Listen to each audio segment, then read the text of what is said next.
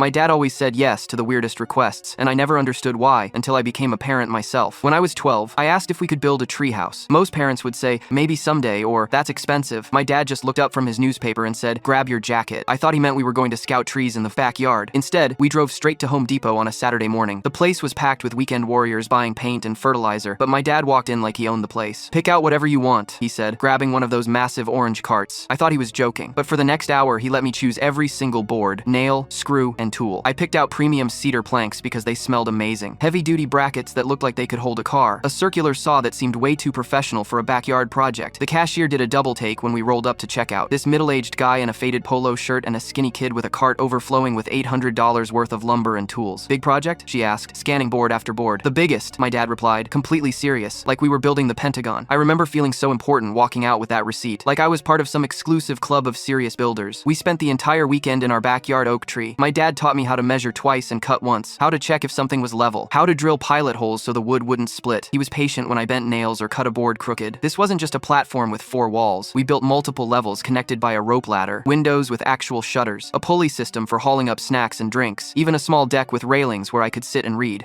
By Sunday evening, we had created this incredible fortress in the sky. My dad was covered in sawdust, his hands were scratched up from bark, and he looked exhausted. But he seemed genuinely proud as we stood back and admired our work. My friends were so jealous when they saw it. Their parents barely let them use a screwdriver, let alone power tools. Some of their dads promised tree houses that never materialized. Others said it was too dangerous or too much work. But my treehouse became the neighborhood hangout spot. Kids would come over just to climb up and hang out. I felt like the coolest kid in our subdivision. What I didn't realize at the time, because I was just a selfish 2-year-old, was that my dad was recently divorced and working 2 jobs to make ends meet. He was putting in 50-hour weeks at the insurance office, then delivering pizzas 3 nights a week to pay for child support in our little rental house. That $800 was probably his entire month's entertainment budget, maybe more. He could have taken that money and bought himself something he actually wanted, or saved it for emergencies, or used it to take a much-needed vacation. Instead, he spent his whole weekend building something that would make his kid happy. I used that treehouse almost every day for 3 years until we moved. I did homework up there, had sleepovers, even snuck my first girlfriend up there when I was 15. It was my sanctuary, my escape, my own private world above the chaos of adolescence. Last week, my 8-year-old son came running up to me with this wild look in his eyes. Dad, can we build a rocket ship in the backyard, like a real one we can sit in? My first instinct was to say, maybe later, or that sounds expensive, or we'll see. All the things parents say when they want to avoid committing to big projects. But then I remembered something. I remembered the look on my dad's face when we finished that treehouse. I remembered how proud I felt walking through Home Depot with him. I remembered all those afternoons I spent up in those branches, feeling like I owned the world. I almost said, maybe later, when I grabbed my jacket instead. Let's go to Home Depot, I told him. It wasn't a treehouse my dad was building that day. It was showing me that some things are worth every penny when you see your kid's face light up. And now I finally understand what he was really teaching me all along.